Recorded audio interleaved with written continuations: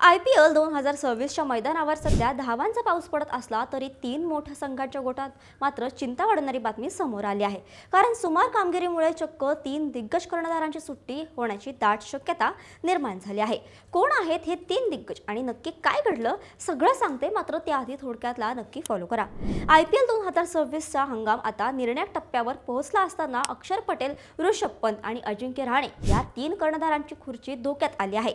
सर्वात धक्कादायक नाव म्हणजे अक्षर पटेलचं। दिल्ली कॅपिटल्सच्या या अष्टपैलू कर्णधाराला 9 डावात केवळ 100 धावा करता आल्या आहेत आणि त्याचा इकॉनॉमी रेटही 8च्या वर गेला आहे। मैदानातील निर्णयासाठी तो आजही प्रशिक्षकांवर अवलंबून असल्याचं बोललं जात आहे। तर दुसरीकडे ऋषभ पंतच्या नेतृत्वाखाली लखनौ सुपर जायंट्सचा संघ प्लेऑफच्या शर्यतीतून बाहेर पडला आहे।